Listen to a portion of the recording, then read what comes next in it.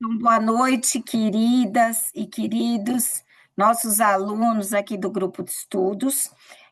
O nosso tema de hoje é recurso ordinário, princípios, tramitação do recurso ordinário no TRT. Vamos discutir estratégias da sustentação oral, vamos falar do regimento interno do TRT. E para não quebrar o protocolo da temática de hoje, mas considerando a relevância do tema, eu gostaria, né, doutora Valéria, de usar esse espaço para falar algo que me parece muito importante, super atual dessa semana, que é a questão do tema 1232 do Supremo Tribunal Federal com relação à inclusão de terceiros, né, na execução trabalhista, que entendeu que, mesmo sendo do grupo econômico, tem que participar da fase de conhecimento, excepcionando a sucessão e os casos de abuso da personalidade jurídica. E o precedente 26, né, que foi julgado no dia 8, que é na semana passada, do TST, onde o TST entendeu, a meu juízo, Ana, acertadamente, Gisele, que é competente a Justiça do Trabalho para o IDPJ de sócios de empresas em recuperação judicial. Então, havia todo aquele debate a respeito da alteração da lei de falências no artigo 82A. Tivemos uma reclamação constitucional e onde o ministro Gilmar Mendes entendeu que era competência exclusiva do juízo universal para o IDPJ de empresa em recuperação judicial, mas o ministro Flávio Dino julgou um conflito de competência, no sentido de que é competente a Justiça do Trabalho também, entendendo que o artigo 82A da Lei de Falências não trata de uma competência absoluta e exclusiva do juiz universal. Mas o que me está chamando a atenção e me preocupando, que me faz abrir esse espaço na aula de hoje para falar sobre isso, é a segunda parte do precedente e a segunda parte do tema 1232, onde o TST asseverou ali que para o IDPJ temos que ter o abuso da personalidade jurídica, ou seja, observando, então, o artigo 50 do Código Civil. Valéria, uma grande polêmica que a gente tinha em tema de execução trabalhista, né, minha querida, em tema de DPJ, era essa polêmica, se é a teoria maior ou se é a teoria menor, né? Se o mero inadimplemento da pessoa jurídica já autoriza o IDPJ em face dos sócios. E a gente fazia esse julgamento, minha flor, com base no Código de Consumidor. Quando eu fiz uma análise mais profunda do tema 1232, eu já sinalizei na época, na minha turma, que eu falei, pessoal, cuidado, esse tema 1232 está mais amplo do que a gente está pensando. Que ele falou da empresa do grupo econômico, só que ele falou excepcionando sucessão e abuso da personalidade jurídica através de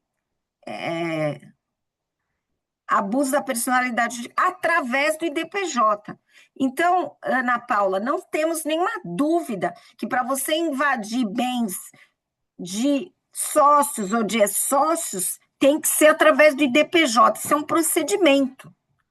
Entretanto, o Supremo colocou isso no tema 1232 e o TST dispôs sobre isso expressamente agora no precedente 26, porque ele fala da competência nossa para recuperação judicial, mas ele estabelece que tem que ter o abuso da personalidade jurídica, do artigo 50 do Código Civil. Então, a gente poderia dizer que hoje, sustentar o IDPJ pelo mero inadimplemento do devedor principal, ou seja, da pessoa jurídica, caiu na Justiça do Trabalho.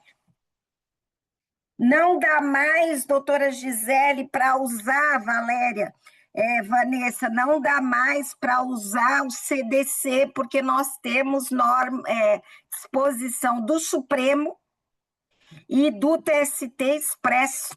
Eu já mudei meu voto nesse sentido. Eu estou chamando a atenção de vocês, que nós vamos falar isso mais detidamente na primeira aula, na próxima aula, Valéria, mas vocês precisam mexer na petição inicial, querida.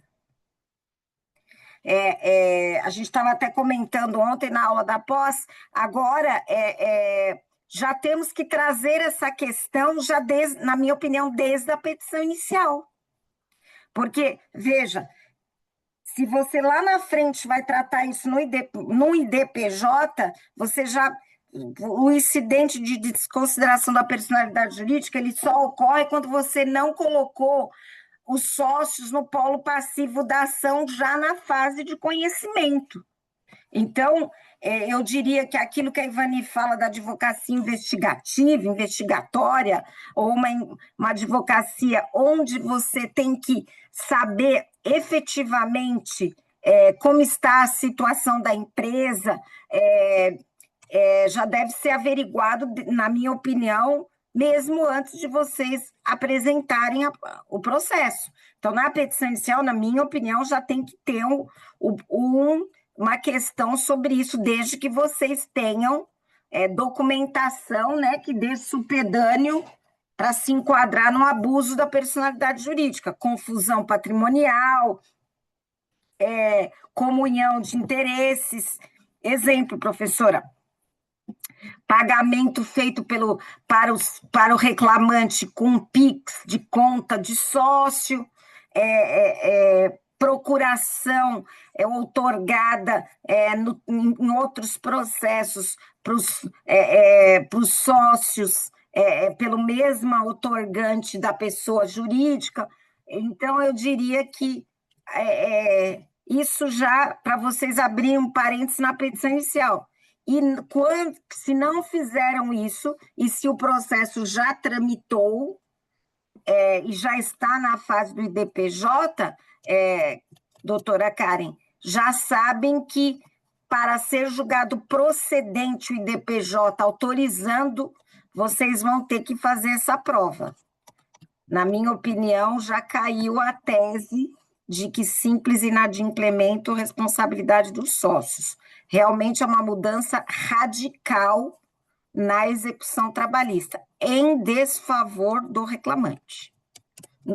Não sei se vocês se atentaram a esse detalhe e verificaram que o tema 1232 e o precedente do dia 8 da recuperação judicial, autorizando, falou mais do que apenas mencionar grupo econômico ou empresa em recuperação. Ele deu o norte do Supremo e do TST naquela grande polêmica nossa, que nós, juízes do trabalho, sempre combatemos, entre a teoria maior e a teoria menor.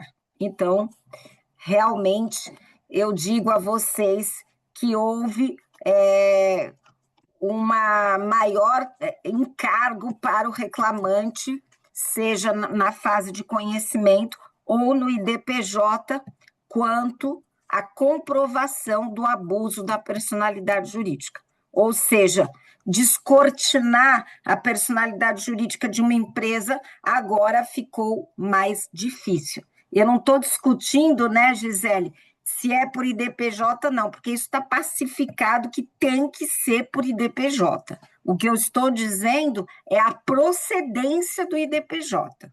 Então, eu já mudei meu voto e a minha turma também. Nós já mudamos o voto nos casos de agravo de petição envolvendo IDPJ. Então, infelizmente, Essa é a ponderação que eu quero fazer. Semana que vem nós vamos discutir estratégias mais específicas, mas se vocês estiverem com prazo aí de DPJ, algo por esses dias, né? E se vocês são advogados de sócios ou ex-sócios, vocês já devem usar essa tese também em defesa dos seus clientes. Alguém quer fazer alguma colocação dessas duas temas ou podemos ir para o recurso ordinário? Ana, como está aí no Rio de Janeiro, minha querida? Você fez a mesma leitura que nós a respeito desses assuntos ou você não tinha feito essa ilação todavia? Não estamos ouvindo, Ana. Sem som.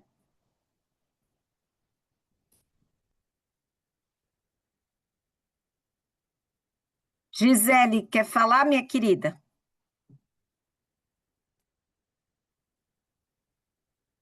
Não, professora, só a minha dúvida é que eu queria pedir, então, só no caso, então, quando for alguma ação da personalidade, para essa desconsideração, quando for empresa em recuperação jurídica, então é melhor já colocar também na inicial?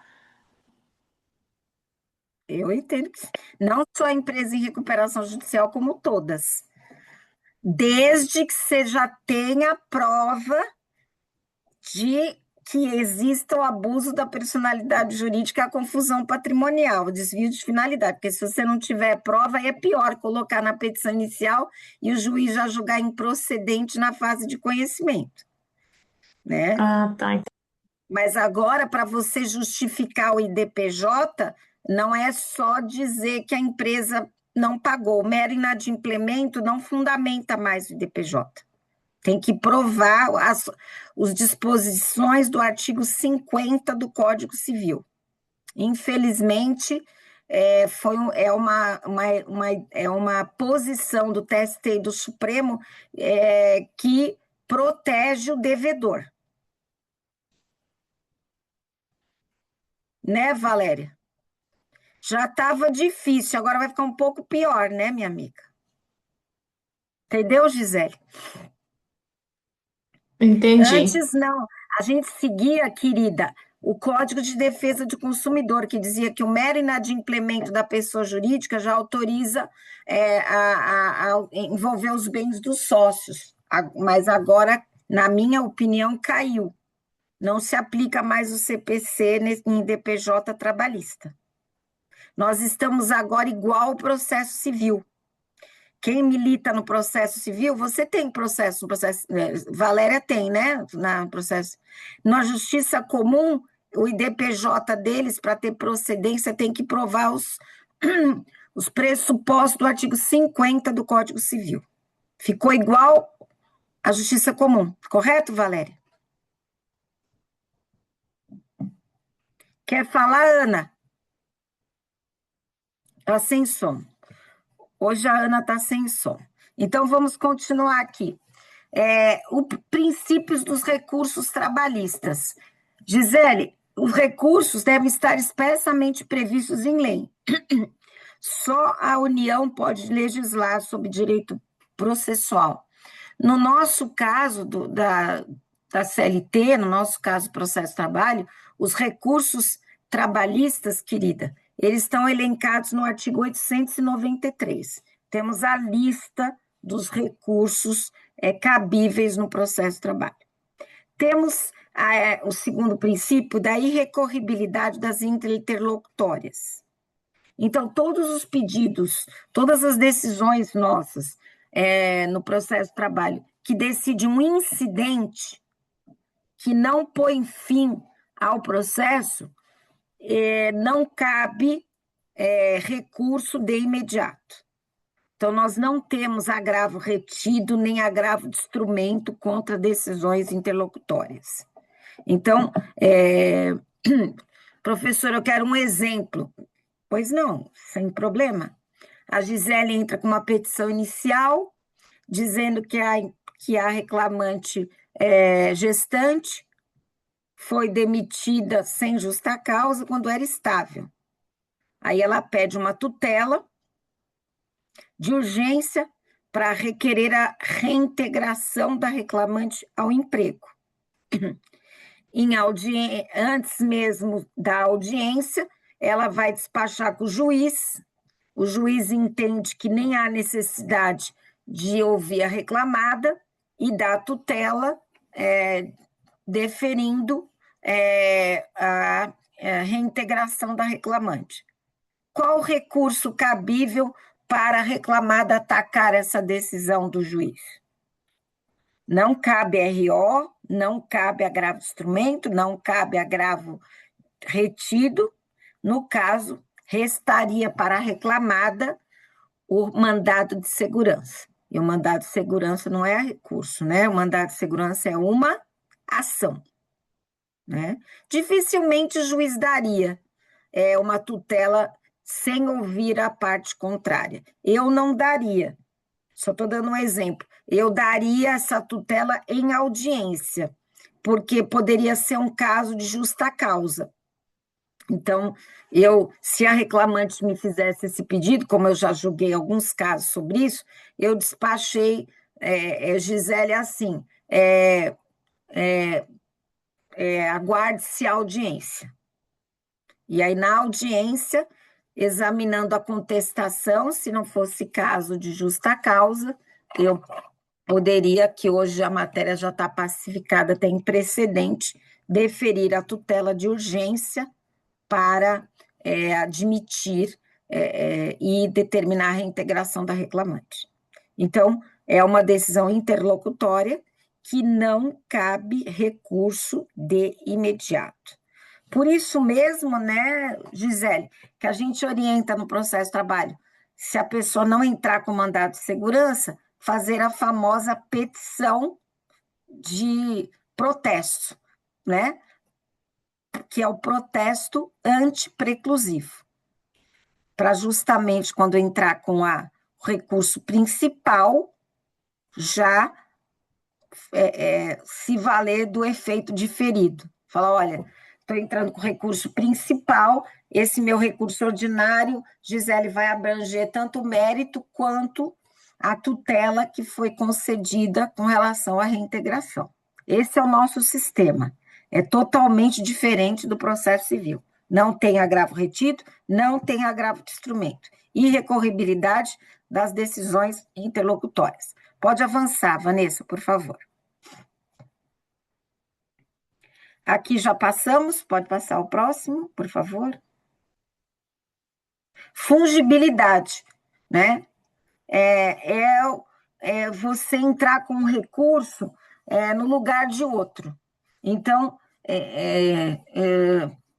eu entendo, sabe, Ana Paula, para você usar o princípio da fungibilidade, eu entendo, minha querida, que tem que ter uma dúvida razoável. Eu fico na dúvida qual recurso, e aí, nesse caso, eu aceito a fungibilidade. Mas a minha turma, eu sou minoritária, eles aplicam o princípio da fungibilidade processual de uma forma até, que eu diria até muitas vezes ampla.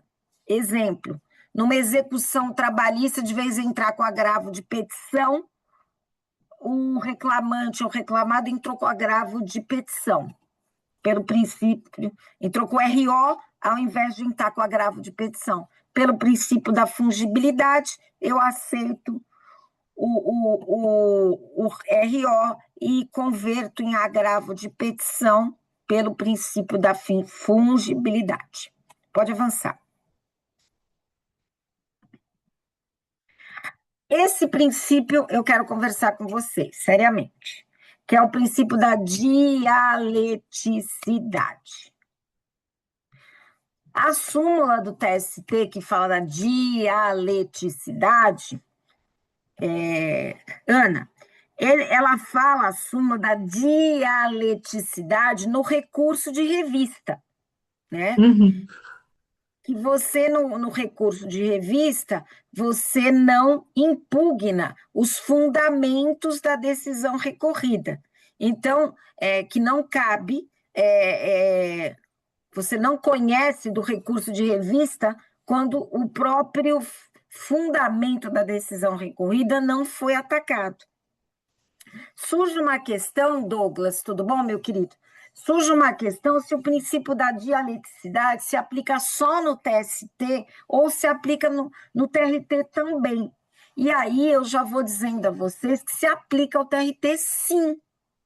Por quê? O artigo do CPC de 2015, que fala que a apelação não será conhecida se não observou a dialeticidade, aplica-se ao RO nosso. Então, cuidado, que existem alguns recursos ordinários que resvalam na não observância da dialeticidade, porque você tem que atacar o fundamento da decisão. Não adianta dizer, a decisão não está correta. E aí, é só uma frase solta, genérica. Eu quero destacar a vocês a necessidade de nós aprimorarmos recurso ordinário como uma peça muito importante, como uma peça fundamental, e que vocês têm que observar a dialeticidade, usar o fundamento para atacar o fundamento específico da decisão. É atacar, Ana, a motivação que levou o juiz a chegar àquela conclusão diferente da tese que você está abraçando. Então, eu diria, Douglas, sem chance de errar, que eu preciso ver nos recursos ordinários de vocês mais efetividade. O que a gente vê muito, até eu e a Ivani estávamos conversando sobre isso semana passada, é o pessoal fica tergiversando, sabe, Ana, dá volta e não vai direto no cerne da questão. Não adianta colocar um recurso ordinário de 40 páginas, com muita jurisprudência, com textos de lei, transcrevendo artigo de lei. Não, você tem que ser enfático. Você tem que ir na veia. Você tem que colocar ali, olha, eu peço a reforma do item tal, que o juiz concluiu isso, mas as provas do processo, que são tais e tais, somado com a jurisprudência precedente e tal, leva a conclusão totalmente diferente do que o juízo de primeiro grau. É assim que tem que ser construído. Os recursos de vocês têm que ter começo, meio e fim. E eu vejo os recursos, com todo respeito, alguns deles um pouco despedaçados. Você faz assim, você espreme as 40 páginas, sai pouca coisa.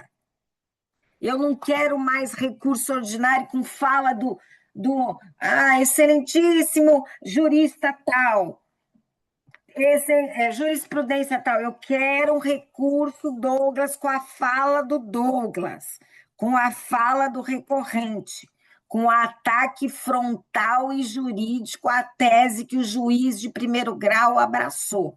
Eu acho que é isso que é importante. Os nossos recursos precisam ser melhorados nesse particular. Principalmente, vamos para o próximo slide. Vamos no próximo slide, nós vamos explicar por que eu entendo que nós temos que melhorar os recursos. Pode voltar, adiantar, querida. Próximo.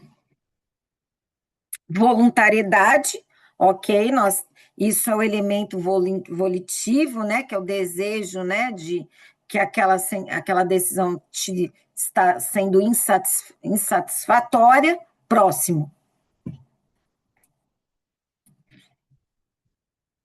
Reformar-se em pégios, não se pode reformar para ficar pior do que a decisão original, isso é um princípio que tem assento constitucional, né? Eu não posso, vamos pensar num caso aí em que o reclamante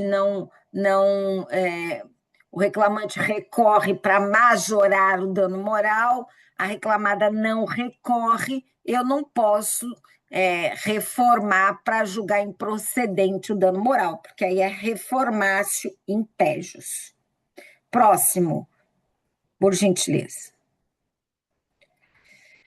Vamos nesse aqui, que eu quero parar nesse slide e quero toda a atenção de vocês para esse slide, que é o efeito devolutivo, que é inerente a qualquer recurso e é a regra geral do processo trabalhista, que os recursos nós têm efeito meramente devolutivo. Mas aí, Douglas está quietinho. Oi, Douglas. Mas tudo bom, meu querido? Tá Tudo. congelado? Tô com frio, eu tava tomando banho, por isso que eu tava com a câmera desligada. Tá bom, tá perdoado. Meu querido, vamos falar no efeito devolutivo, que eu acho que esse é um tema muito importante. O que é efeito devolutivo amplo? O que quer dizer efeito devolutivo em profundidade e extensão? O que quer dizer isso? Sabe me explicar, Douglas? Por favor?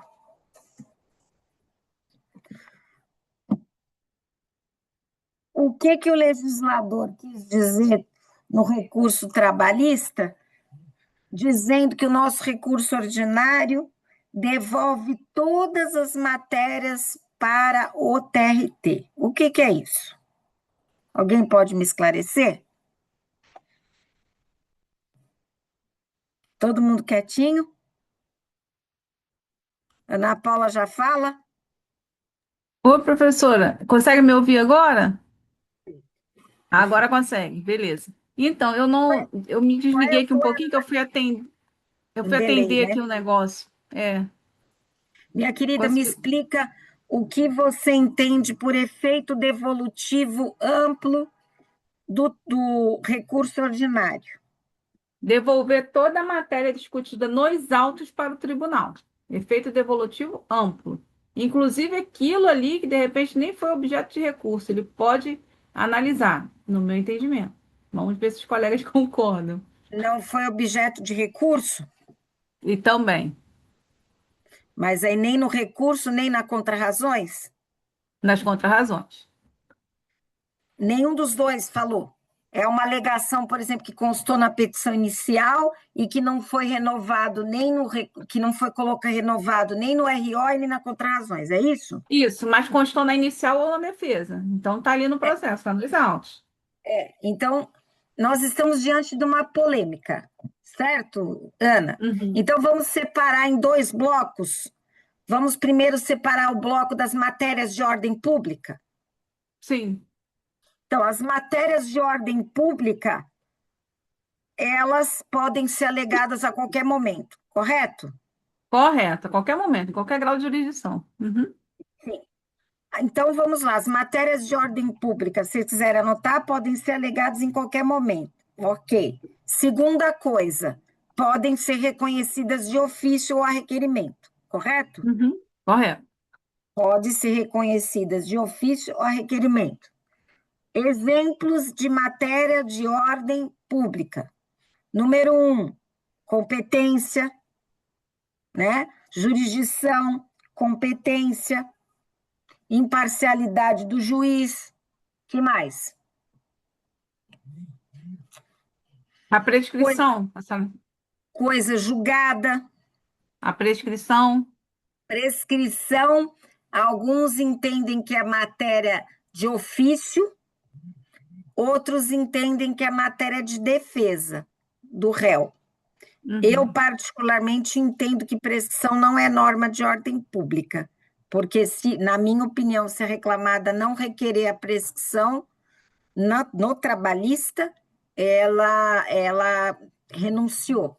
Então, na Uhum. minha opinião, prescrição não. Litispendência é, coisa julgada é, né? Conciliação feita no primeiro, conciliação feita e homologada do mesmo objeto também é. Que mais? Quem sabe mais?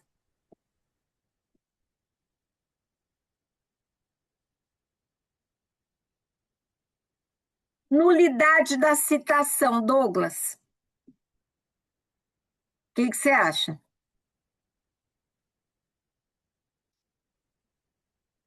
Nulidade da citação pode ser alegada em qualquer momento? Alegada pode, no meu entendimento, né? Esses dias mesmo eu voltei um processo lá para antes da primeira audiência, porque tinha havido nulidade. Mas tá mediante arguição, não seria ofício, no meu entendimento. Esse é um problema bem complicado, né? A gente, quando entra nas matérias de ofício do juiz que não depende de requerimento, né? A gente entra nos pressupostos processuais de constituição e desenvolvimento válido do processo. Vamos imaginar, Douglas, que eu estou fazendo um voto de recurso ordinário. E a reclamada não alegou nulidade da citação, ok? Não alegou na audiência, eu lá no recurso, eu posso de ofício reconhecer essa nulidade ou não? O que vocês acham?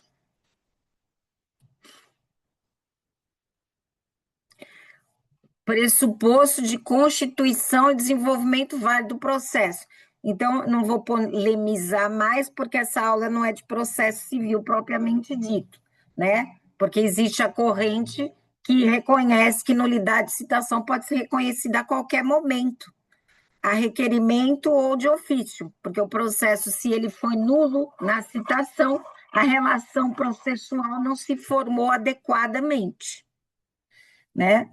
Mas vamos aos exemplos mais clássicos para não gerar dúvida. Então, nós temos Então, quando a gente pensa no efeito devolutivo, a gente fala, bom, matérias de ordem pública, ok, devolveu todas. Mas e as matérias que não são de ordem pública? A extensão e profundidade do recurso está delimitada no recurso ordinário ou não?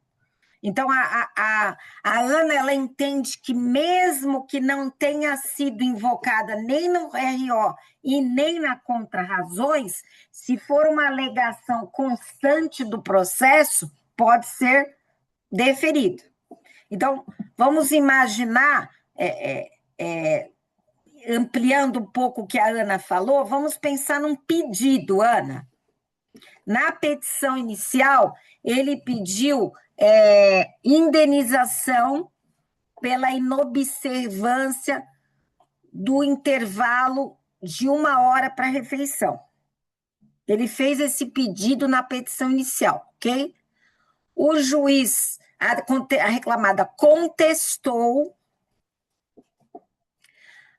o juiz perguntou em audiência, e as provas orais foram no sentido que o reclamante só tinha 30 minutos de intervalo, a sentença não abriu este tópico, o reclamante não entrou com ED, nem a reclamada, e em recurso ordinário, o reclamante alega pelo princípio da devolutividade ampla, alega e requer a condenação da indenização de 30 minutos faltantes do recurso do horário de refeição.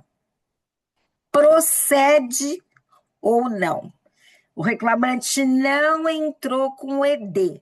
Então, eu diria que a sentença de primeiro grau, que não julga todos os pedidos, ela é citra petita, não é?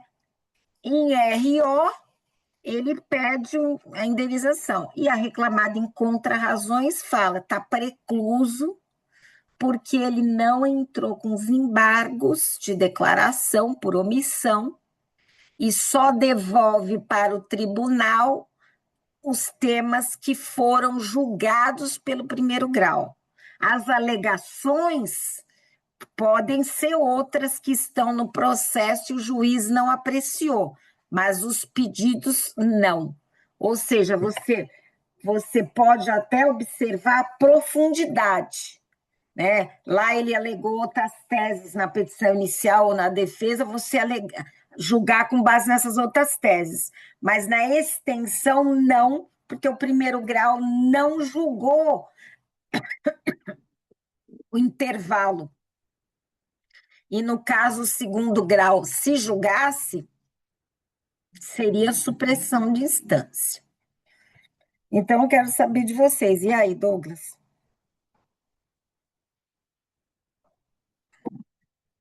Entenderam a diferença?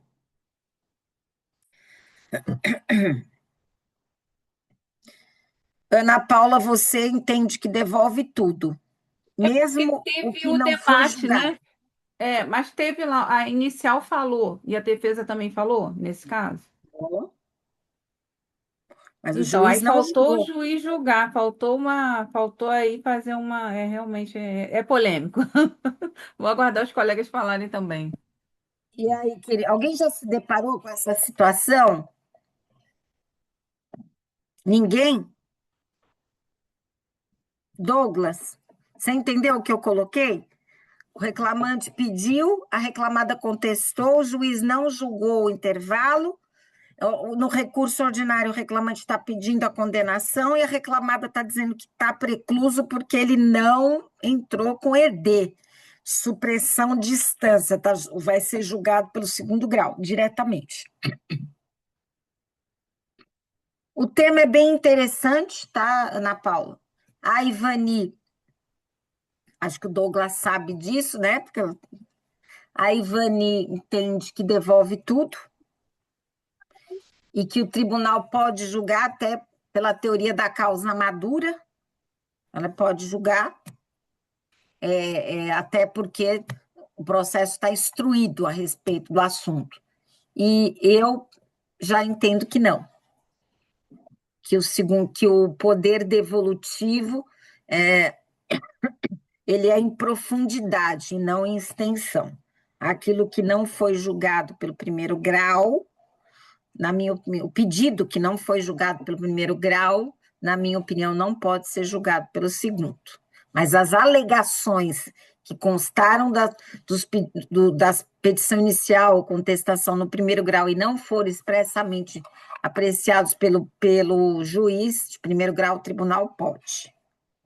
O que você acha, Douglas?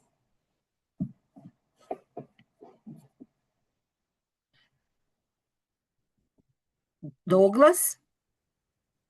Eu não estava conseguindo abrir o áudio nem a câmera aqui na tela. Conseguiu? Se houve instrução, se tem pedido, tem contestação e o juiz foi omisso, a ferramenta adequada seriam os embargos de declaração. Se passou e alegou em RO, eu acho que o tribunal teria competência de julgar isso daí. Porque já foi instruído, já tem pedido, tem defesa. Você concorda com a Ivani, então? Sim. Você entende porque o processo que...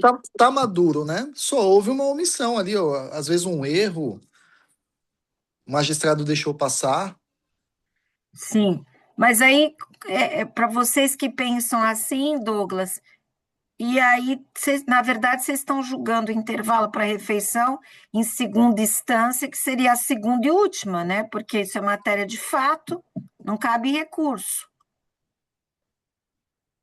Porque se o primeiro grau não julgou, o segundo grau está julgando diretamente, como fica TST, se é fatos e provas não sobe, é uma decisão que não cabe recurso, essa posição de vocês não acham? Assim, eu estou colocando os efeitos. Claro que se eu fosse advogada de reclamante e algum pedido que não foi julgado na petição inicial que eu fiz, e eu perdi o prazo de ED, eu claramente faria um belo RO dizendo do princípio da devolutividade e o tribunal julgando diretamente usando a teoria da causa madura. E se eu fosse advogada de reclamada, neste caso, eu faria umas contrarrazões contundentes, dizendo que, como não foi manejado o embargos de declaração por omissão, a decisão de primeiro grau é citra petita, e que, ao permitir o tribunal julgar isso diretamente, é supressão de instância e nulidade, e diria que não pode, que o efeito devolutivo é em profundidade, não em extensão. Isso depende, né, Douglas, do lado que você está advogando, né? Eu sou mais processualista nessa questão, que a Ivani, nesse particular, que é mais pela efetividade. Eu concordo plenamente que o CPC de 2015 valorizou sobremaneira os poderes do segundo grau. E agora, em tema de precedentes, que o processo volta, eu não sei se eu comentei com vocês aquele dia, só 16% dos recursos de revista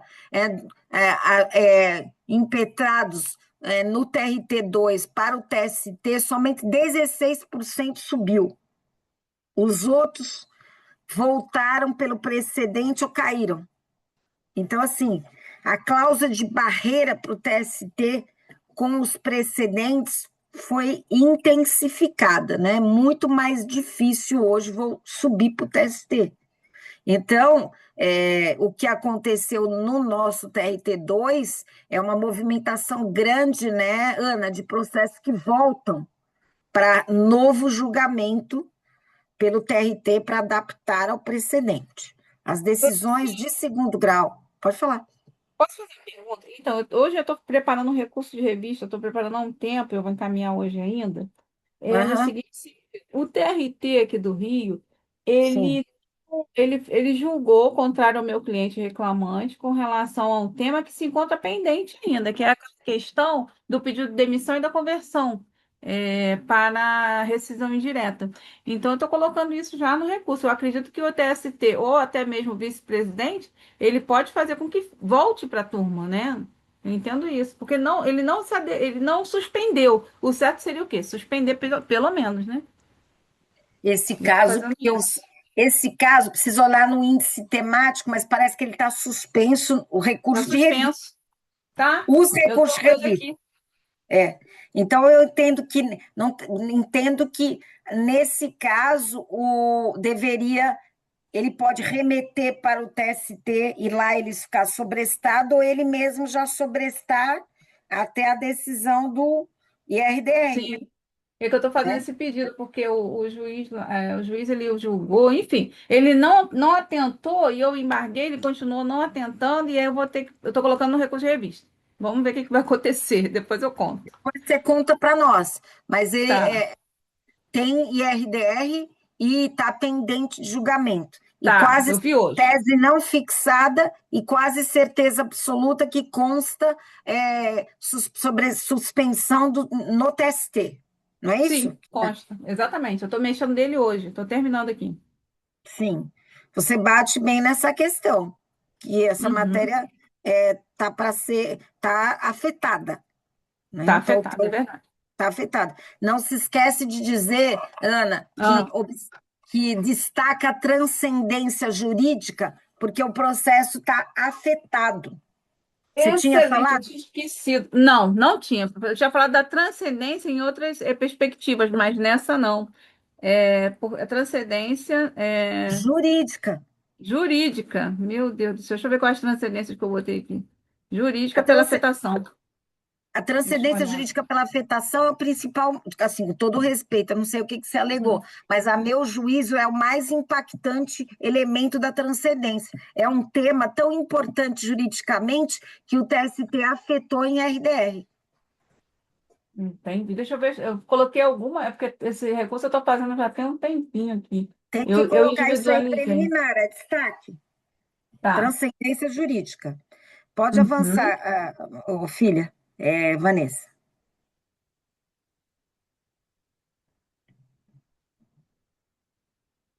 Eu botei transcendência jurídica, transcendência social, política. Mas na transcendência jurídica você tem que Econômica. destacar que é um tema que está afetado no TST e que o TST mandou sobrestar, dada a dimensão jurídica da questão. É, realmente fundamentos, mas esse especificamente não. Eu vou colocar agora. Obrigada, professora. Imagina, com todo o respeito, me parece esse o principal, viu, Ana? Uhum. Ok, que eu Tem- tô colocando aqui agora. É que eu Hã? tinha colocado muito tópico essa questão, então eu tenho que colocar aqui também dentro da transcendência. Ok. Destaque, tá bom? Destaca. Vamos lá, meus amores, pode avançar, Vanessa. O efeito diferido, viu, pessoal, é isso mesmo. É aplicável, é um efeito típico nosso trabalhista, que é o fato de que no recurso trabalhista, no recurso ordinário ou na contra-razões, nós vamos anular decisões interlocutórias proferidas no processo, né? São aquelas decisões que não podiam ser imediatamente objeto de impugnação recursal e que elas são renovadas aqui no efeito diferido. Então, é algo bem típico nosso do processo trabalhista. Efeito regressivo, né? Que está no CPC, que significa a possibilidade do próprio órgão que prolatou a decisão retratar-se, ou seja, voltar atrás. Eu, sinceramente, entendo que para nós esse efeito não é cabível. O efeito extensivo, que o recurso interposto por um dos litisconsortes a todos aproveita, salvo se distintos ou opostos os seus interesses. Pode avançar, Vanessa, por favor. Pode pular? Professora, eu Pode. tinha colocado sim na transcendência, só que eu destaquei os artigos e no último parágrafo que eu coloquei, destaca-se ainda que a matéria relativa Pode a pular. esse tema, né, está afetado. Botei isso. Acabei de ver. Tá. Negrita aí, por favor, no teu caso. Pode avançar, Vanessa, por favor. Avança. Vamos nesse aqui. Regularidade da representação. Então, o nosso CPC, ele alterou a nossa regulamentação da IN e também as decisões a própria súmula 383 do TST também foi alterada. Hoje, para que eu possa dar uma vício de regularidade de representação, eu tenho que, primeiro, o relator dar prazo para que a parte regularize sua representação processual. O CPC de 2015, gravem, ele deu um norte muito importante na valorização dos atos processuais, na efetividade. Então, eu não vou julgar, não conhecer do recurso ou das contrarrazões de imediato, eu tenho que dar um prazo para que a parte regularize sua representação, para, após isso, se ele não cumprir a determinação do juiz, aí sim eu vou determinar o desentranhamento ou não conhecer o recurso ordinário e tampouco as contrarrazões. Próximo, por favor.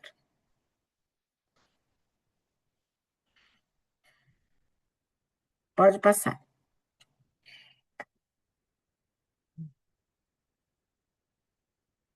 Passa.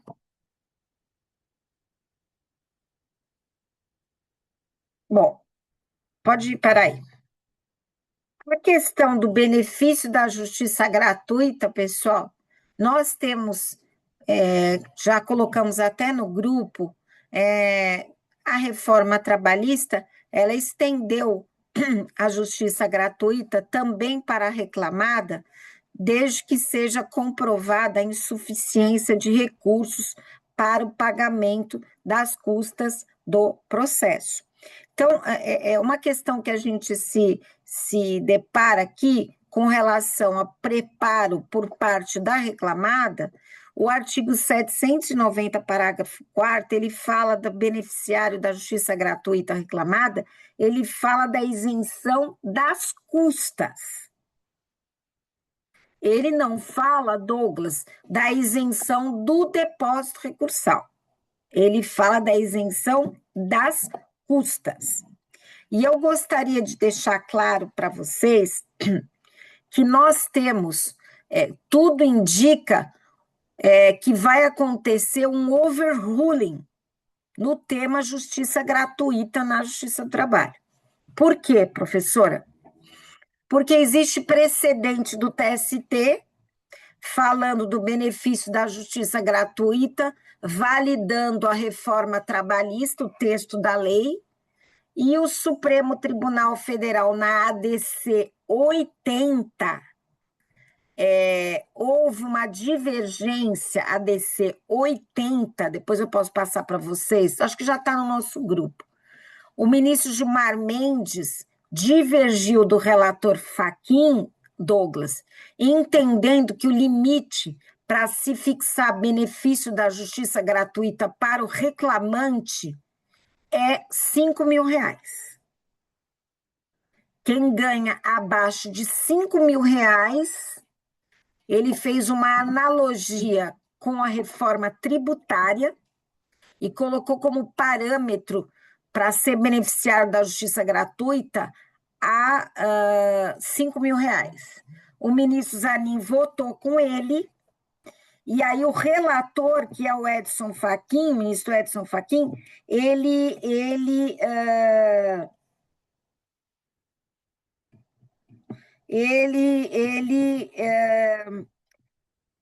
colocou lá, ele pediu, ele fez um destaque. O que ele tá, o que quer dizer destaque no Supremo? Significa que vai para plenário físico. Então, vai para plenário físico e aí vai ser rejulgada a questão. Então, pode ser, né, o Douglas, que o relator, que é o ministro Fachin, que ele vai mudar o voto. Tudo está indicando que vai ser mudado. Por que eu falei que é um overruling? Porque, Douglas, tem precedente do TST tratando do tema de forma diferente. Aí o Supremo, ao julgar a DC 80, vai dar o overruling no precedente. Então, veja bem, isso é importante vocês terem isso em mente. Os precedentes do TST são obrigatórios, mas se o Supremo decidir a mesma questão de forma diversa, dá overruling no precedente, o precedente do TST cai. Então, tá uma questão bem complexa, isso dá benefício da justiça gratuita. Pode avançar, Vanessa, por favor. Vocês estão muito quietinhos hoje, estão como frio. Avança, por favor. Essa questão da súmula 28, nós já temos precedente. É o frio e a gripe. Pode avançar. Avança, por favor. Pode avançar. Avança. Esses são os requisitos da apólice, do seguro. Avança. Avança. Avança. Aí. Vamos lá. Aí. Recurso ordinário, Douglas. Temos dois procedimentos no recurso ordinário. Temos o procedimento do recurso ordinário em rito ordinário, recurso ordinário em rito sumaríssimo. Os dois tanto no rito ordinário quanto no rito sumaríssimo, as hipóteses de cabimento do recurso ordinário são as mesmas.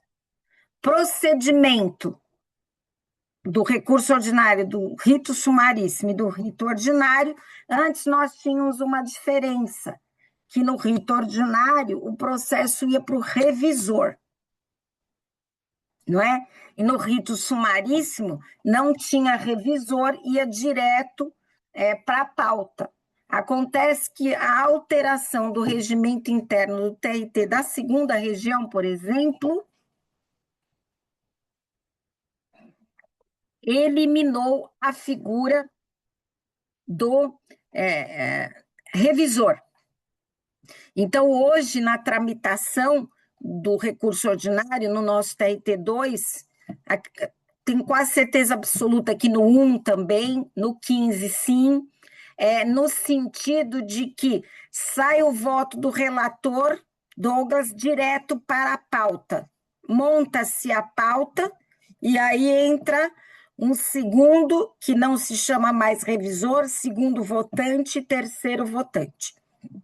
Isso foi algo combatido pela OAB, combatido pela Associação dos Advogados Trabalhistas de São Paulo, inclusive tanto o advogado Otávio Pinto e Silva, pela OAB, como a doutora Isabel Tormes, pela Associação dos Advogados Trabalhistas de São Paulo. Os dois sustentaram na sessão do Pleno, que eu estava presente, contrários a essa alteração do nosso regimento interno, com a retirada da figura do revisor. E eles sustentaram na época que isso não era bom para a advocacia, porque era muito importante para vocês, advogados, já terem noção quem revisa quem. Então, por exemplo, a Maria Elizabeth Mostardo, cadeira 4, ela revisa a cadeira 2. Tal. A partir do momento que caiu por terra a questão do revisor fixo, não tem mais revisor fixo. Ou seja, vai para a pauta e só na pauta se define quem é o segundo e o terceiro. Então, para o advogado ficou bem mais difícil, até para poder fazer os memoriais. Tem que estar com a pauta formada. Ele só tem, a princípio, só tem conhecimento do relator. Enquanto o processo não for pautado, ele não sabe quem é o reloginho. Então, isso foi complicado. Outra complicação para nós, interna corporis, é que agora, quando eu sou segunda votante, eu não vi o processo previamente à pauta. Antigamente, Douglas, eu recebi os processos de relatoria e recebi os de revisão, de revisora. Então, eu examinava o processo antes da pauta e já fazia minha divergência, já concordava, não concordava, e aí o relator podia. Agora não, vai tudo para a pauta. Então, o prazo para nós examinarmos e fazermos a revisão hoje é muito menor do que antes. Eu estou destacando esse aspecto procedimental que se aplica ao rito ordinário e ao rito sumaríssimo, porque pode interromper o compartilhamento, que o resto do material eles examinam. Não tira não, querida, por causa do precedente, desculpa. Vai para o finalzão, para o final do slide, para os últimos, que tem os precedentes. Aí, voltam. Aí, fica nesse daí.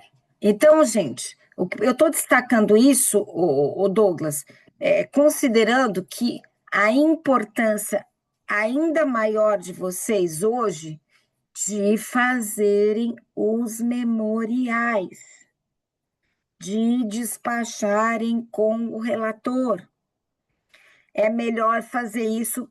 Tem relator que não recebe advogado sem estar o processo pautado. A maioria não recebe. Mas assim que você souber, por favor, na medida do possível, façam o memorial. Como deve ser feito o memorial? Douglas, no máximo 2 páginas. Como assim, professora? Super sintético, super efetivo, os temas em destaque. O que você não é um resumo do teu recurso, um resumo. Eu acho que a gente poderia chamar, a Ivani fala isso, ela tem toda a razão. É a colinha da sustentação oral. Aquilo que você vai sustentar, resumidamente, está ali no teu memorial. Aí você fala, professora, você consegue realmente efetividade num memorial? Olha, é muito grande a efetividade do memorial. Se você não conseguir virar o resultado que você todavia não sabe, você vai fazer um convite a um novo olhar. Ou seja, o relator ele vai ter que olhar o processo novamente para poder examinar a questão. Então, assim, por exemplo, eu estou fazendo um processo lá de benefício da dúvida, exatamente. Estou fazendo um processo aí de uma justa causa, de um reclamante, um caso bem complexo, mas eu não tinha me atido ao fato, tinha escapado de mim a questão da imediatidade, que o juiz de primeiro grau também passou batido nessa tese do reclamante, e eu, no recurso ordinário, também não tinha me atinado. Mas o advogado fez uma memorial destacando isso. Olha, excelência, o reclamante trabalhou uma semana depois da alegação da empresa de desvio de numerário. Ele não foi suspenso, ele continuou trabalhando no caixa normalmente. Sabe, Douglas, tinha me escapado esse detalhe. Ele falou, olha o cartão de ponto do reclamante, excelência, aqui no memorial, provando que ele trabalhou uma semana depois da alegação. Eu falei, caramba, caiu a justa causa aqui. Então, assim, não desperdicem tudo aquilo que o advogado puder usar da sua atribuição para sustentar o seu cliente, a sua tese, deve ser feito. Pode ser online, coloca lá, manda um e-mail para o gabinete dizendo que gostaria de falar com o relator, e aí o que pode ser presencial ou online, da forma que o relator entender melhor, e o relator vai responder, vai marcar, e vocês vão mostrar a sua força. Muitas vezes já nem precisarão sustentar, porque o processo já vai ser destinado, né? Obviamente que quando eu recebo um advogado em memorial, eu não vou adiantar qual é a minha posição, mas eu vou dizer, pois não, doutor, o tempo é do senhor. É um tempo que você terá para falar com o relator aquilo que você tem vontade de colocar, sem a interferência da parte contrária. É um momento seu com o relator. Eu vou dar só um minutinho aqui, que eu só vou pegar um copinho de água. Só um minuto.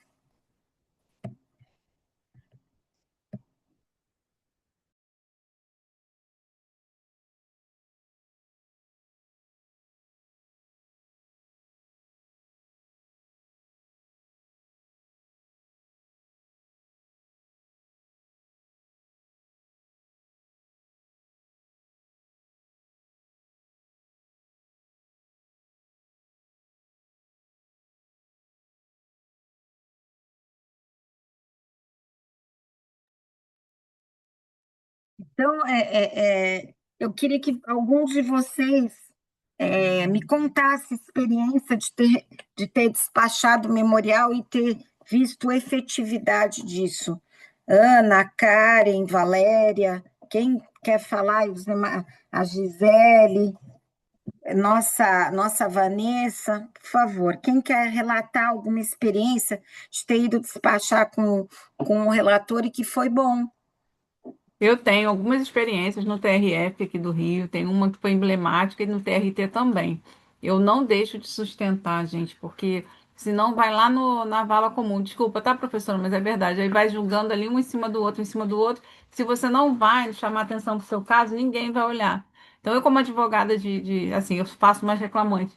Eu faço questão de ir lá, porque muitas das vezes está naquele bolo, e aí você chama atenção, igual que esse advogado fez no caso da doutora Patrícia, ele foi lá chamar atenção de uma coisa que estava ali, mas as pessoas não tinham atentado, porque é muito volume, gente, não tem jeito. Eu tenho um caso aqui emblemático, que eu consegui um processo aqui de aposentadoria especial depois de me embargar 4 vezes no TRF, e eu já tinha levado multa. Mas eu fui, procurei o relator, conversei, expliquei a situação. Graças a Deus, gente, a pessoa até vai receber aí o valor dela. Estou muito feliz por isso, vale muito a pena. Vale muito a pena, né? Porque realmente a gente trabalha com uma quantidade grande de processos, né? E um detalhe, né, Ana, é diferente do processo civil, que é um pedido principal e 2, 3 acessórios. O nosso processo é uma aglutinação de teses, de temas, de pedidos. Então, a complexidade é maior. É importante você destacar algo, né? E é uma oportunidade muito boa para você falar sozinho, né? Assim, eu nunca desperdicei essas oportunidades que a vida de advogado me deu.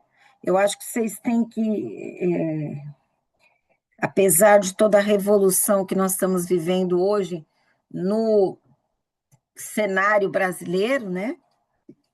Nós estamos comentando hoje na sessão, né? Que há um ataque forte ao poder judiciário em geral, aos magistrados, às carreiras e tal, tal, tal.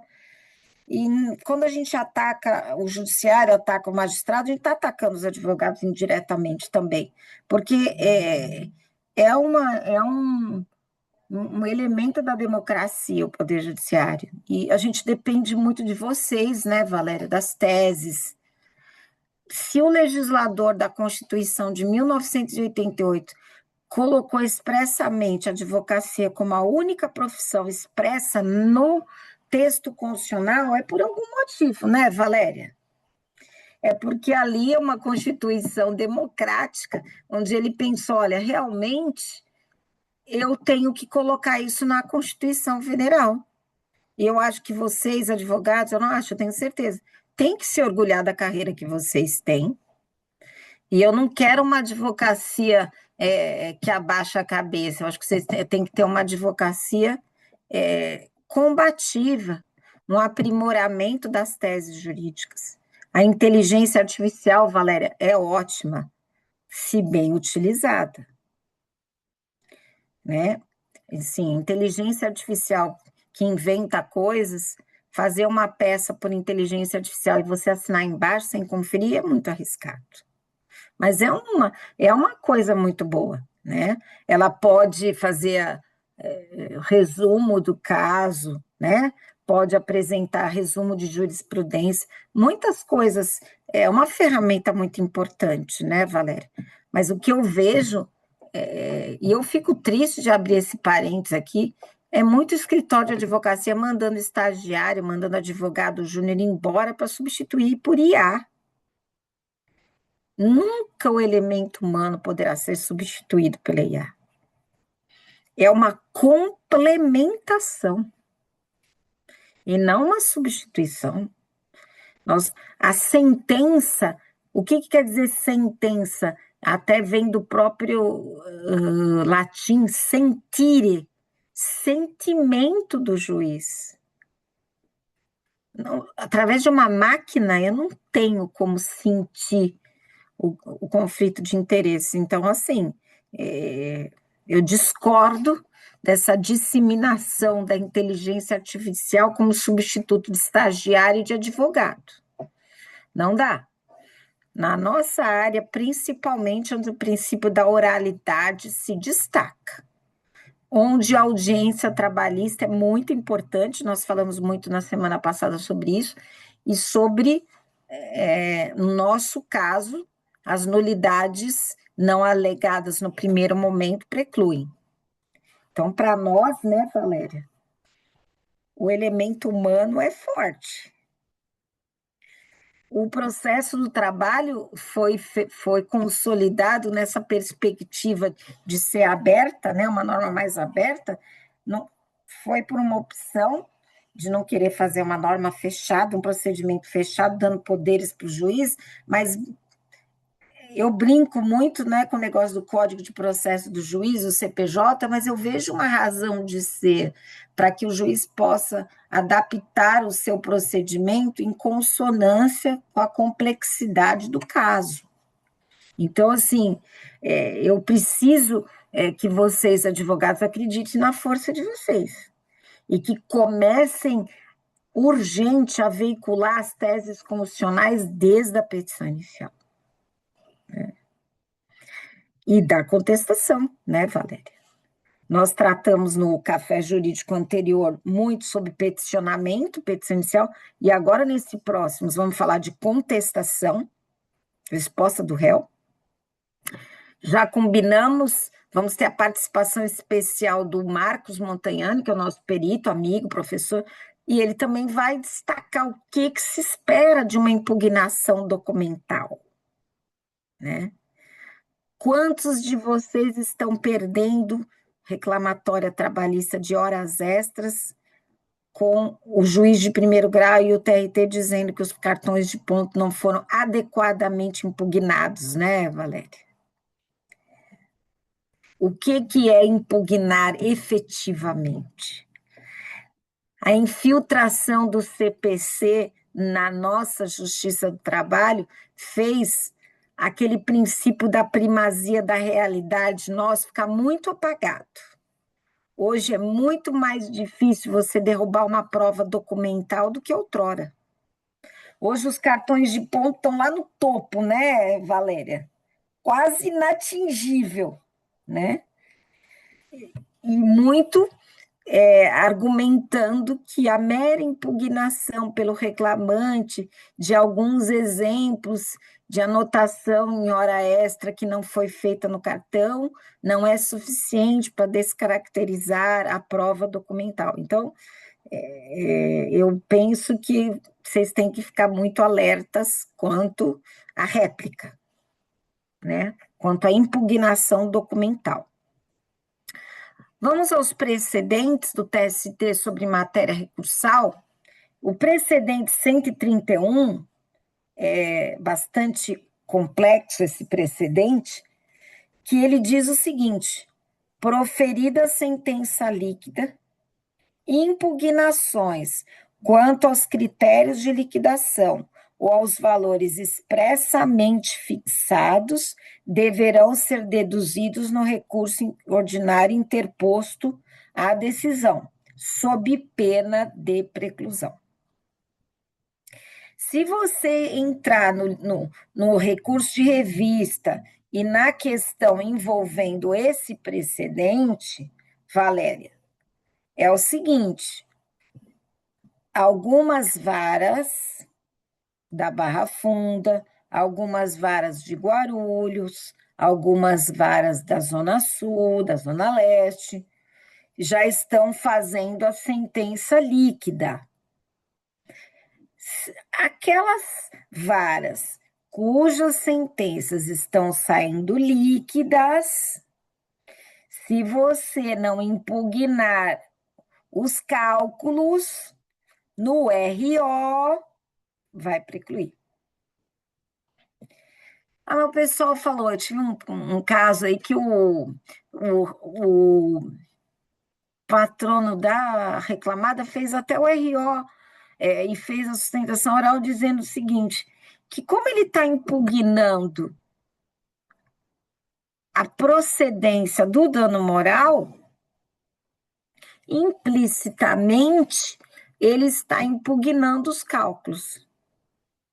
Não é isso que fala o precedente.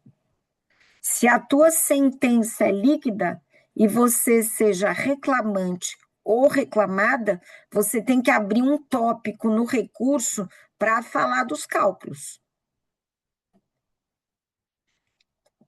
Impugnar sentença líquida é falar sobre os cálculos. Essa tese de que você impugnou o pedido, vai impugnar os cálculos, não procede nas sentenças líquidas de acordo com o precedente 131. Se você não impugnou os cálculos, não haverá liquidação. O que é liquidação, Valéria? É o epílogo da fase de conhecimento, onde o juiz complementa formando o quantum de beato. Então, ele complementa, na minha opinião, né, alguns dizem que é final da fase de conhecimento, outros entendem que é início da execução. Eu não estou entrando na natureza jurídica, eu estou dizendo para vocês, com todas as letras, que se a sentença é líquida, não tem liquidação lá na frente. Essa questão vai ficar definida e aí é execução direta. O quantum de beatus não será os critérios para o cálculo Claro que haverá atualização, isso por óbvio, mas os critérios do cálculo já era. Vamos pensar que foi feita uma sentença líquida e colocou um adicional, colocou uma coisa a mais e você não impugnou no RO, esquece que lá na frente você não vai poder. Tudo bem que você vai, vamos supor que você não fez um recurso ordinário correto, é como o Montagnani fala, você vai tentar salvar a sua pele dizendo que é erro material, mas com a devida vênia não é erro material, né? É preclusão. Então, cuidado, né? O próprio CNJ já baixou a regulamentação, né? Desculpa, foi o TST, não foi o CNJ, no sentido que a gente não pode designar terceiros para fazer esses cálculos, né? Tem que ser o próprio calculista da vara. Então, algumas varas estavam nomeando perito para fazer isso, pelo que eu entendi da última regulamentação, não pode.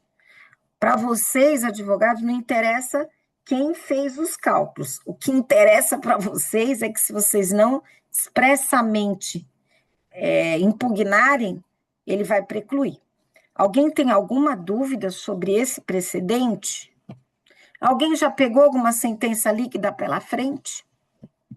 Já, aqui está saindo, aqui numa comarca que eu atuo muito, em São Gonçalo, as sentenças vêm todas líquidas. Eu olho tudo. E eu já tive até recurso, agora em outra cidade, Niterói, sobre a questão realmente do cálculo. Eu impugnei o cálculo via recurso ordinário, porque senão eu teria perdido. Você fez outro cálculo, né? Fiz outro cálculo, mandei e o tribunal reformou. Reformou, né? Uhum. Tribunal que está bem rápido, graças a Deus. E você, Valéria, também já teve?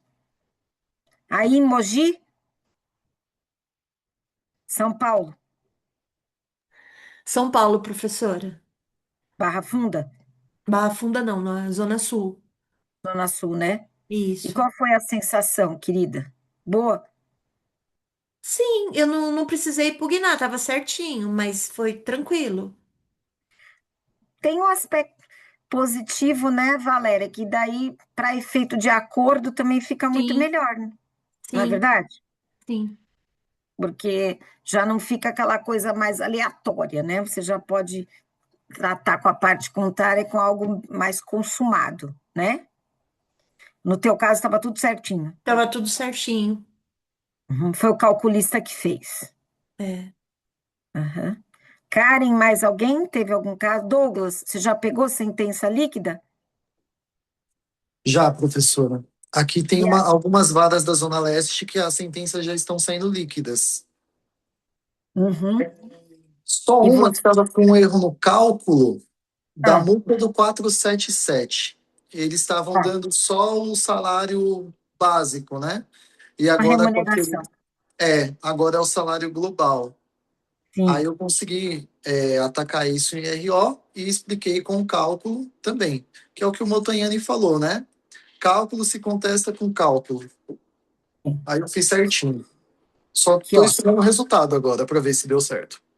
vai dar sim, porque tá, se você demonstrou, né, tem que ser de acordo com a sentença e de acordo com a lei, né? Manda pagar pela E assim, globalidade. não adianta você contestar o cálculo com o que está sendo objeto do recurso ordinário, com um pedido que foi improcedente.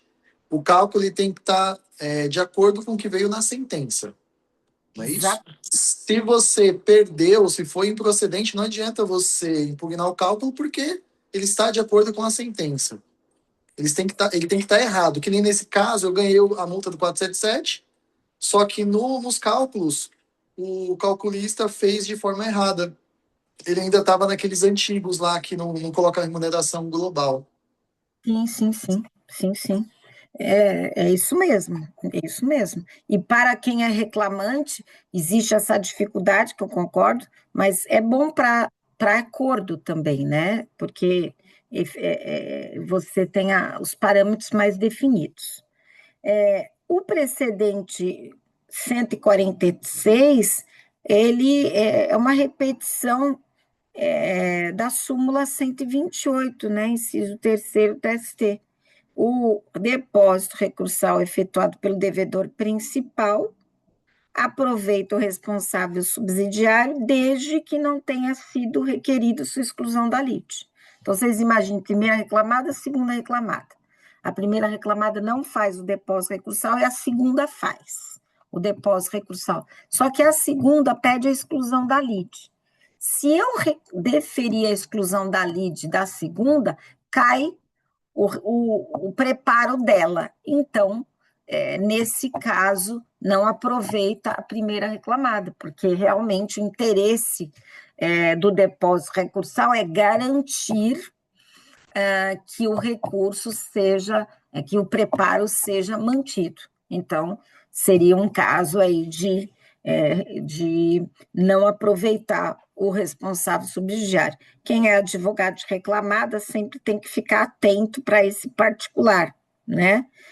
Não vale, na minha modesta opinião, não sei vocês que são advogados, eu não arriscaria ficar na asa do outro, né, Valéria? Justamente, se ele requereu a sua exclusão da lide, você pode ter problemas aí na falta de preparo. E aí, no meu entendimento, que é o majoritário, não seria caso de dar oportunidade para, no caso aí, a outra reclamada fazer o preparo, porque não houve erro no preparo ou irregularidade no preparo, ele pagou a menor. Não, ele se valeu de não pagar no sentido de aproveitar o recurso do outro litisconsorte, só que o outro pediu a exclusão. Então, aí é deserto mesmo. Na minha opinião, não tem salvação. Vamos mais um? Eu não sei se tem mais... ou nós acabamos aí os precedentes para a gente tirar da tela. Pode avançar, querida. Acabou. Vamos tirar aí. Olha só a marmota que a Letícia, a Edilane já fez no fim. Obrigada pela atenção. Então, nós temos aí um tempinho nosso para bater papo, né, Douglas? Para falar sobre o tribunal. Então, é o seguinte, falamos da dialeticidade, da necessidade de impugnar as teses no recurso. E as contrarrazões, Douglas? Como fazer umas contrarrazões, por gentileza? O que pode ser pedido nas contrarrazões?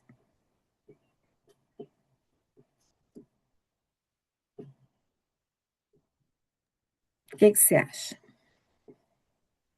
Professor, eu ataco todos os fundamentos que usou no recurso ordinário e uso praticamente a fundação que veio na sentença. Exato.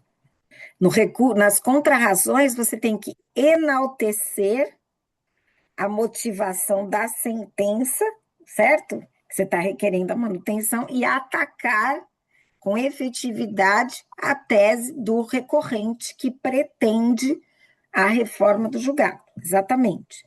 E você, na contrarrazões, pode pedir algo? Pode, você pode fazer pedido contraposto, que chama, né? O que você pode pedir nas contrarrazões? Dá um exemplo. Contrarrazões pela reclamada. Pela reclamada ou pelo reclamante? Vamos pensar pela reclamada. Quando eu preciso fazer, eu faço como se fosse um recurso adesivo, sabe? Eu ataco os fundamentos que ela usou e o que foi improcedente para mim, eu já faço... É tipo um recurso com contrarrazões de recurso. Eu faço um misto dos dois e coloco.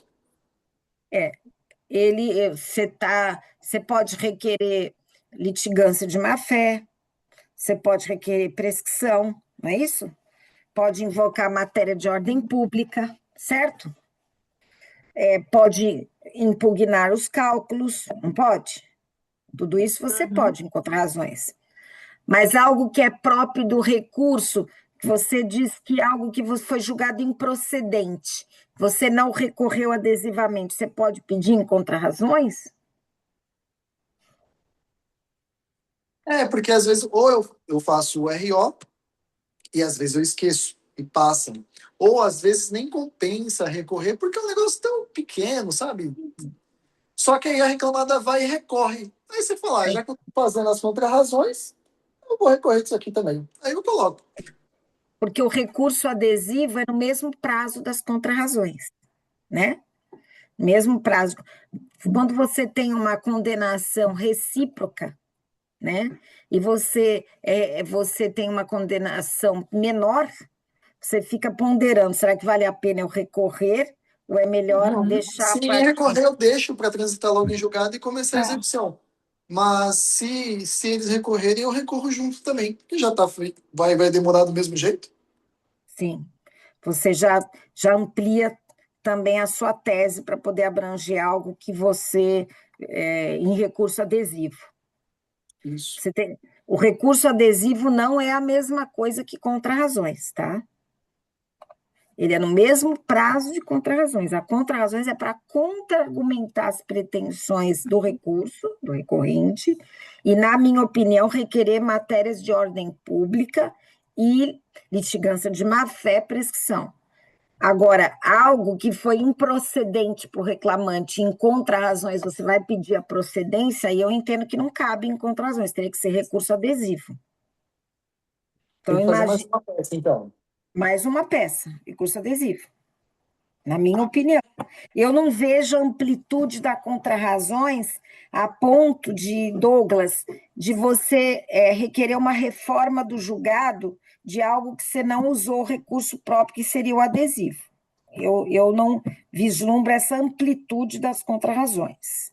Há quem sustente que devolve tudo, que na contrarrazões você acha que você pode pedir tudo. Eu não concordo. Nas contrarrazões, você vai contra-argumentar todas as teses do recurso principal, do recorrente.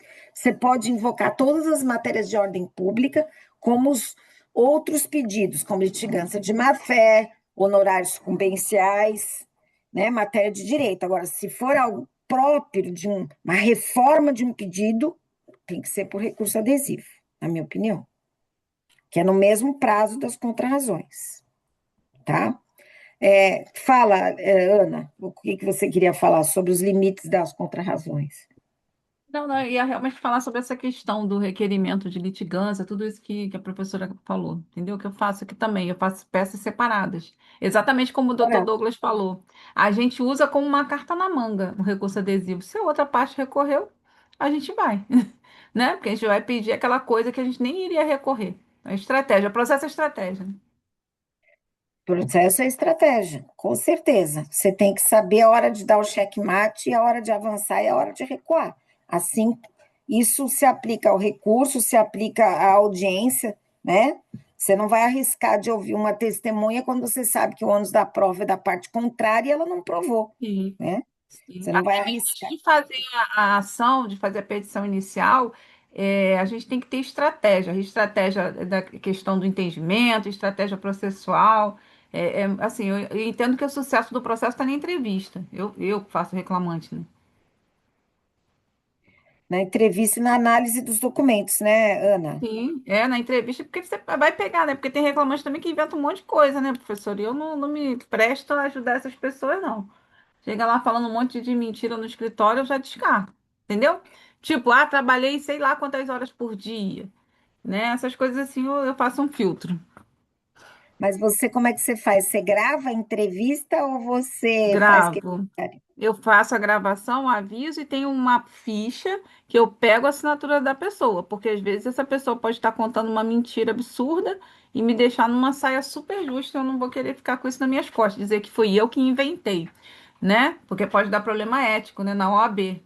Eu faço parte da diretoria aqui na minha subseção, então eu tenho bem noção do que esses clientes fazem, Então, né?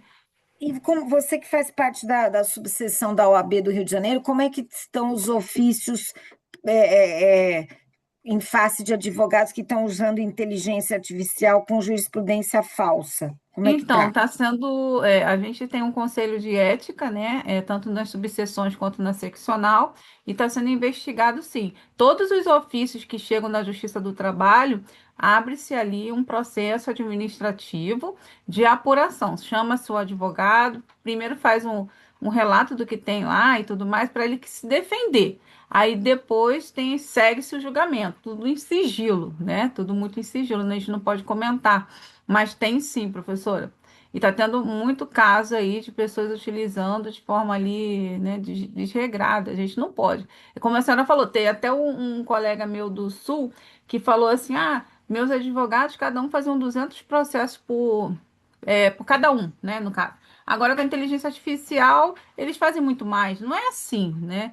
E uma outra reclamação das amigas minhas que têm escritório grande, elas falam que os estagiários já estão entrando fazendo todas as peças pela inteligência artificial. Então, ela está com muita dificuldade de colocar pessoas para fazer ali, para trabalhar. Porque os alunos, eu sou professora de faculdade também, eles são terríveis, eles botam tudo na IA. Aí eu falo que vocês têm que fazer à mão. Eu brigo com eles. Mas é isso, né? A gente está com essa dificuldade de estar sendo apurado, sim, professora. Realmente, a ferramenta da inteligência artificial tá deixando as pessoas mais preguiçosas, né, na questão de fazer tese, né? Mais fácil colocar o tema e já com a tese montada, né? Você tem razão. Então, eu faço o seguinte, eu tenho inteligência, não vou dizer que eu tenho no meu escritório, mas o meu banco de dados são as próprias sentenças, os meus arquivos, eu coloco ali, porque eu faço Alimentar uma os seus questão de uma prompts. pesquisa. É próprio. E eu utilizo muito assim, eu vou para uma audiência amanhã, um processo de 2.000 folhas. Eu falo, chat, por favor, faça ali um resumo, né? Porque às vezes ele vai pegar ali um resumo e eu vou complementar, porque nada substitui o olhar do advogado, gente, nada. Nada mesmo, que eu já peguei, eu faço teste com inteligência artificial, ela faz cada coisa, assim, ela alucina muito, fala muita coisa que não tem nada a ver. Aí depois ela te elogia, depois vocês fazem o teste aí, pessoal. E ela te elogia e Mas ainda fala assim, na né? inteligência artificial você tem que fazer as coisas segmentadas. Você não pode mandar fazer É. muita coisa ao mesmo tempo, porque senão ela alucina. Tem que ser gradativo, né? Não E pode. a questão de ID também, ele não coloca certo, gente. Quando vocês forem falar com a inteligência artificial, ela não consegue ver o ID no nosso PJL. Ele fala outro ID, ele inventa. Então, cuidado. Fala, Douglas. A minha me sugeriu consultar um advogado. Essa é demais, hein, Douglas? E qual que era Meu a Deus. pergunta que você estava colocando? Qual era a Eram questão? os prompts que eu fazia. Ela falou: eu sugiro você procurar um advogado. Eu falei: agora ficou bom. Agora ficou É. ótimo. Você pode fazer uma persona, né, Douglas? Eu fiz uma persona, então você explica para Não, o chat. eu crio uma conversa nova a cada coisa que eu vou fazer. Porque a persona, ela começa a buscar memória. Ela grava na memória. Aí Não, é a começa a persona bolar. minha. No caso, a minha. Eu sou advogada, trabalhista, previdenciária, eu coloco meu Não, sim, histórico, tá sim. entendendo? É Você falou, isso, não é aquelas você, conversas. você acabou de comentar que a sua inteligência artificial não aponta o ID correto? Não, não Qual que aponta. você está usando? É o chat O GPT? chat GPT, é. Joga isso fora. O chat eu só tenho aqui só para ficar mandando mensagem para meus clientes, para avisar Qual que é de o que você está usando aí, Douglas? Fala pra gente, notebook compartilha. LM. Ah, eu também uso aquele do Google, que faz Do Google. palestra, essa coisa toda. O Sim, Cloud também é bom. o Cloud também. Meu marido aqui, que é advogado, também está usando o Cloud, que ele está falando. No Cloud eu fui usar, só que ele tem não é skills que fala. Ele tem um limite, acho que foi 5 ou 7 por mês. E os meus É acabou Hum. assim. Mas eu pago. Ah, tá, é porque é pago. Os nossos aqui são todos pagos. A gente não Eu faz nada paguei o com. Cloud. Eu paguei o Cloud e não gostei. Ele veio um Cloud Uhum. Work, uns negócios lá fazendo uns números nada a ver, não Olha, consegui. é o seguinte, eu não sou papa na matéria, né? Longe disso, mas eu vejo que esse negócio de inteligência artificial, cada um se adapta com um tipo de IA próprio. Já Uhum. reparei. Tem gente que gosta agora dessa IA do Jus Brasil, tem outros que gostam desse que vocês falaram aí do Cloud. Eu vejo que tem que ser aquilo que a pessoa se adapta, né, Douglas? Eu me Para adaptei nós, no ao judiciário, nós notebook. temos um homologado nosso, que é o chat Uhum. JT, que é Uhum. uma inteligência artificial fechada, só nós que temos acesso, E e só. falando nisso, professora, e aqueles prompts invisíveis? Como é que tá? Tem muito Ah, é advogado os que em faz isso daí? branco. É, os em branco. Fala pra gente, É, professora, boa. Não, esse tema aí eu não tenho, não domino. Quem domina isso daí melhor é a Ivani, né? ah, Mas, curte mas demais. Então, a Ivani falou que tem uns prompts invisíveis que direciona para o relator, né? Ele interfere na distribuição, né? Até na Mas distribuição? sim, mas parece que o nosso tribunal, quer dizer, o sistema, né? Ele já captou para ter mecanismos de resguardo para não acontecer isso. Porque o que a Ivani reparou no caso dela, que estava repetindo o mesmo escritório sempre para ela de relatoria, entendeu? Chamou atenção do assessor dela na época. Falou, por que esse escritório está diretamente... Sempre eu que sou a relatora. Que chama a atenção da gente, né? Fala, por que isso aqui está sempre caindo comigo, por exemplo? E aí ela foi detectado, aí informaram para ela que existe esse prompt invisível. Eu não domino esse tema para dizer para vocês, né? Mas o que eu digo é que o nosso sistema tem mecanismos de proteção. Percebe que muitas vezes o PJI está lento, ou o PJI de final de semana sai do ar, isso tudo é para proteção, para evitar hackeamento, evitar interferências, né? A gente tem um receio também que os advogados tenham acesso à nossa base de dados, né? Imagina você ter acesso previamente a um voto sem ele ter sido prolatado. Então, isso é algo que... Então, realmente, o sistema de segurança do PJ tem que ser firme, né? Então, assim, é isso que eu sei, Douglas, não sei maiores elementos sobre o assunto. Como a gente tem um tempinho, eu queria voltar, Douglas não pegou esse pedaço, voltar para uma questão, Douglas, muito, muito importante que nós tratamos no começo, que é o seguinte, que é a questão do IDPJ. O tema 1232, que fala da questão da inclusão de empresa do mesmo grupo econômico, que não pode incluir na execução empresa do mesmo grupo econômico que não fez parte da fase de conhecimento, esse tema do Supremo, ele coloca excetuando-se sucessão empresarial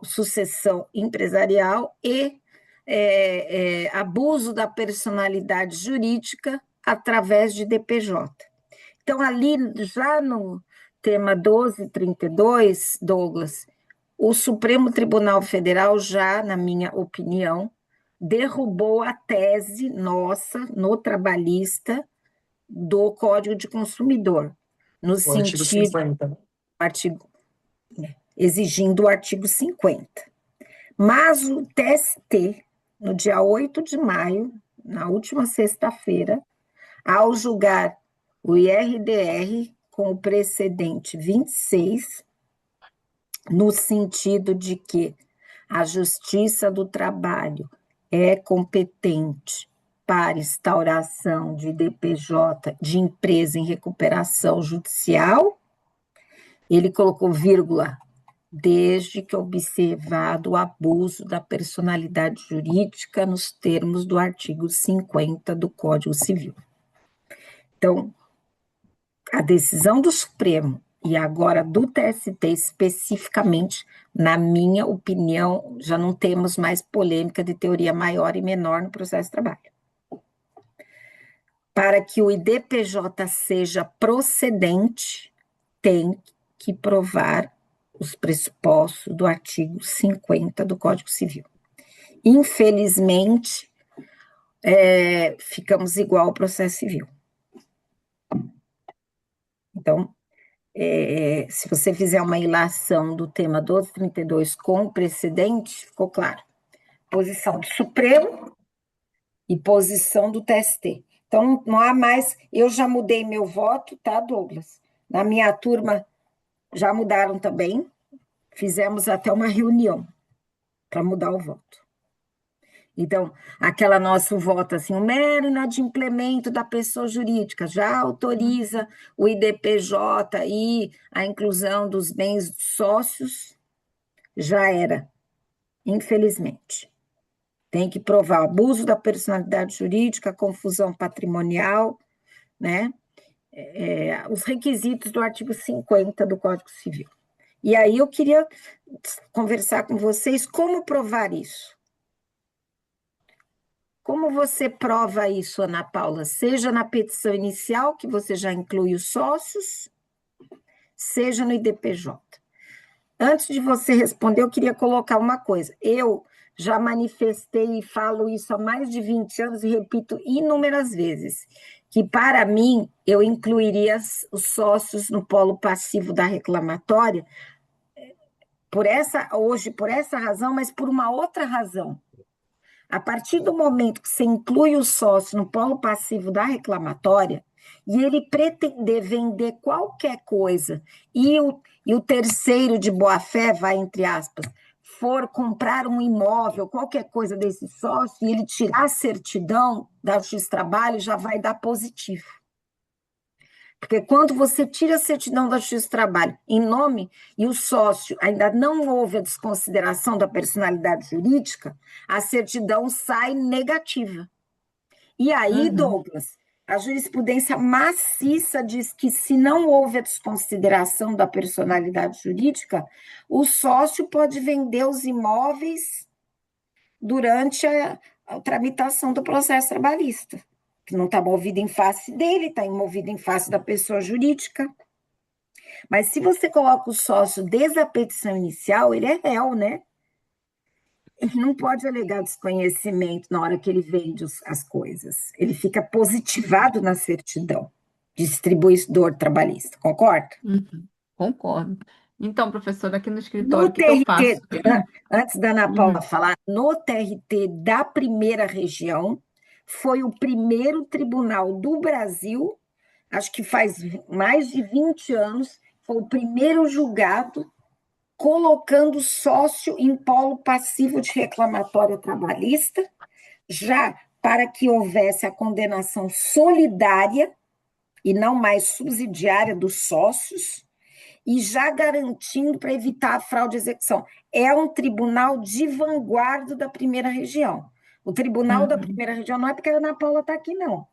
Mas se a gente for pensar hoje num tribunal social e de vanguarda, eu não tenho a menor dúvida de dizer que o número 1 é o TRT1. Ele está anos-luz na frente do 2 e do 15. Muito embora o 2 seja tenha maior movimentação que o 1, na minha opinião, aplica melhor o sentido do processo do trabalho. Se você, nesse tema de execução, sinceramente, o Tribunal da Primeira Região está anos-luz na nossa frente. Aqui nós temos umas palhaçadas que faz uma teimosinha, não manda a outra. Se o advogado reclamante pede tais ferramentas numa petição, só o juiz defere uma e fica aquele lenga-lenga. Aqui é chovendo agravo de petição, porque não deferiu isso, não deferiu aquilo. Lá no TRT1, eles são mais efetivos que a gente. E faz mais de 20 anos que se defende no TRT1, que já se inclua toda a galerinha no polo passivo da ação. Estou errada, Ana? Não, não tá não. A gente tem aqui realmente muita efetividade nessa questão, tá? Em relação a isso. E outra, convênio. Gente, tem que usar todos os convênios na execução. Eu uso. Quando não defere, é isso, né? Que a gente tem que entrar com agravo de petição. Mas voltando àquela questão de incluir ou não o sócio, aqui no escritório eu primeiro olho o CNPJ dessa empresa, para ver se ela é muito demandada, se não é, se tem patrimônio, se não tem, para depois pegar a ação. Eu não vou pegar, porque eu tenho 26 anos, gente, de Justiça do Trabalho. E eu tenho, sei lá quantos de dinheiro na rua que eu ganhei, mas não levei. Eu não quero mais isso na minha vida. Então, se eu puder botar o sócio, eu boto, porque eu já tô com sal na muleira, viu? Que tem empresa que some e não paga. E eu tenho uma pessoa, que eu vou compartilhar com vocês, eu tenho uma advogada aqui no Rio, que ela pega as minhas execuções para tocar. Então, a gente tem um combinado. E ela é uma investigadora mesmo, gente. Inclusive, ela vai dar uma palestra aqui na minha subseção a meu convite para falar sobre a questão de imóveis. Não vai ser transmitida, infelizmente, mas depois eu posso passar o material para vocês. Porque a minha subseção ela é pequena, então ela não tem ainda transmissão ao vivo. Mas quando for na seccional, é online e ao vivo. Eu passo para vocês. Mas é muito É de interessante. Itaboraí? E tá por aí. Você conhece aqui, né, Douglas? Eu sou da parte da Meu irmão tá diretoria aí. daqui. Meu irmão tá aí. Ah, esse irmão mora aqui. Então, eu sou A Paula, diretora ela aqui na vai Estambolim. falar de todas as maracutaias Vai. das holdings patrimoniais, né? Vai falar e da questão, e ela é muito boa, e ela vai falar também da questão dos imóveis, como fazer alienações. Eu até divulguei, eu posso até botar aqui no grupo, depois eu mando o material, ela vai me Traz disponibilizar. ela para dar uma palestra aqui pra gente em São Paulo. Pode ser, eu posso levar sim. Ela é muito boa. Ela faz também muito curso em company para escritório também. Ela vai o Brasil Olha, todo. você podia até falar com a gente, que a gente também pode colocar ela no próximo grupo de estudos, né, Douglas? Ah, Eu poderia, sim, porque fala de né? execução e ela é advogada, ela entende muito Sim, no dessa próximo grupo de questão. estudos nós vamos bater pesado na execução, né? Sim, Ela, sim. Eu, mas a eu também falo gente, alguma coisa. Uhum, eu também falo sobre execução. Eu falo eu acho sobre isso algumas muito coisas também. importante, porque o que a gente tem que pensar, queridos, que agora com essa história de mais essa passada para Requisito. trás que o Uhum. Supremo e o TST deram, a execução trabalhista ficou mais complicada, Douglas. Piorou, né, Ana? Verdade, a E gente a precisa gente mesmo se não unir. usa no trabalhista as figuras cautelares, né? Como no processo civil eles usam. Eu Numa, também uma- tenho, professora, uma servidora aqui, ela está com problema familiar, ela ia vir fazer essa palestra. Ela é fera, ela ensina todos os convênios, é a Isabelle, ela é da 63 aqui da Vara do Trabalho. Ela dá curso, tribunais afora aí, sobre execução. Ela também é muito boa, tem contato dela. Caso vocês queiram, posso Olha, também indicar no para a próximo professora. módulo eu vou querer as duas. Tá, a professora, a servidora maravilhosa, ela já promoveu vários cursos aqui nas associações que eu faço parte, inclusive é meu convite, e a Flávia também. Elas vão, A vão gente tem que atender ficar bem. esperto, Douglas, que com essas questões a efetividade da execução trabalhista ficou muito comprometida. Ficou. Então, mas é como a Paula está falando, se a gente já entrar colocando todo mundo, fica mais fácil a execução. A gente não precisa Sim, surgir lá na execução. Faz Sim. aquela análise prévia, né, da empresa, dos sócios, vê se tem estofo para pagar o processo e meio que já entra resguardado para uma futura execução, se precisar, se der trabalho, né? Sim, sim, e a gente tem, da nossa parte também, nós no tribunal temos que bater legal nos agravos de petição, nos recursos ordinários, que a gente tem que conscientizar o primeiro grau para não excluir sócio na primeira audiência, né? Que esse é o grande porque tem Não isso gosta. também, tem Tem juiz gente que que não não gosta de gosta. fechar o sócio. É. sistemática. Até eu vou conversar com a Ivani, ver se nós duas escrevemos um artigo, alguma coisa sobre isso, falar com a Antero também.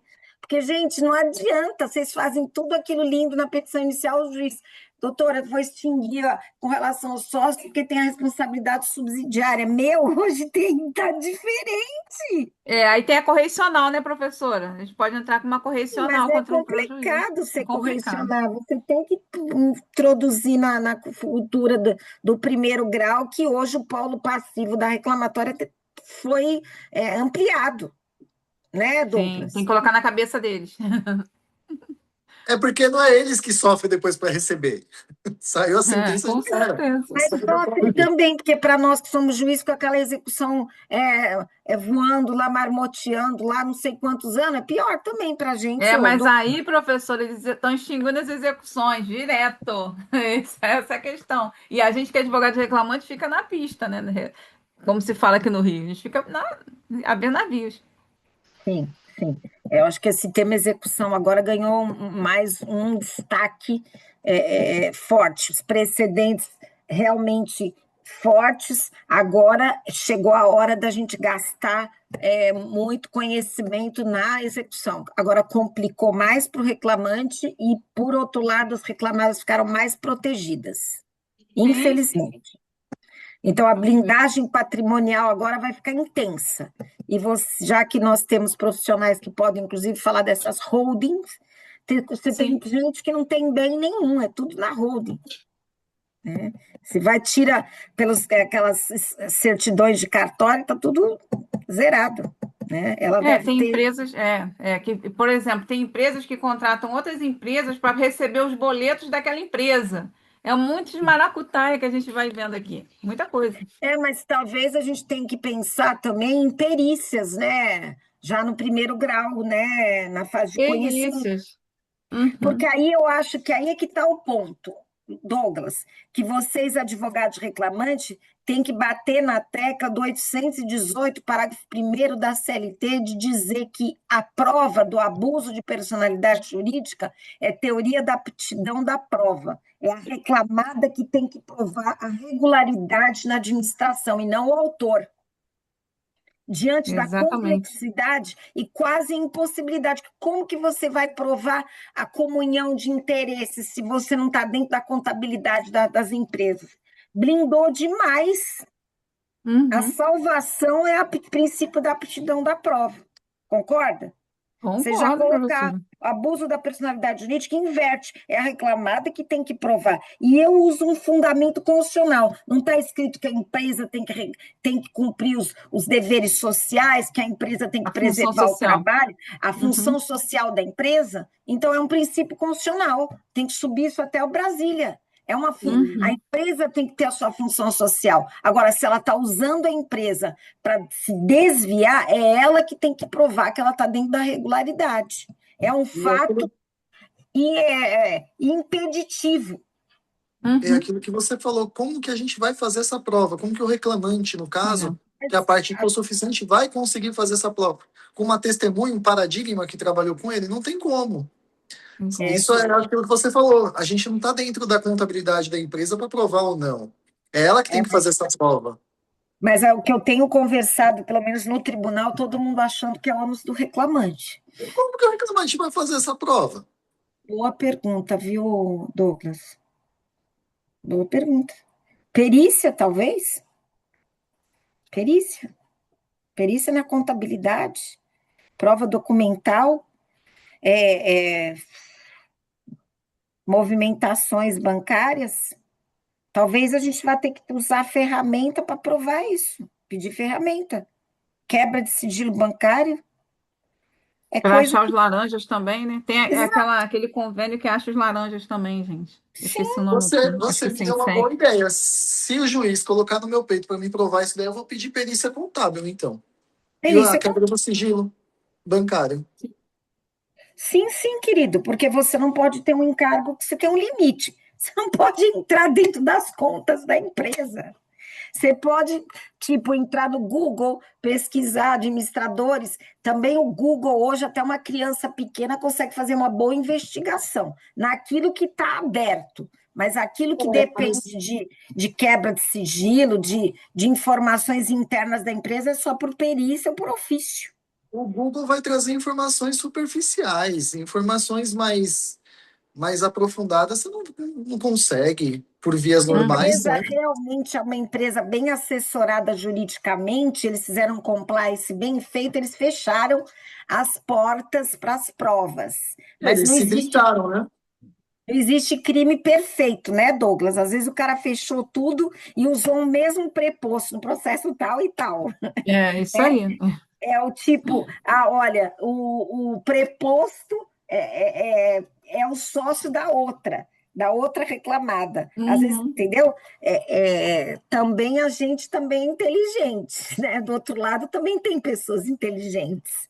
Mas eu Com estou certeza. chamando a atenção de vocês que a coisa apertou agora na execução.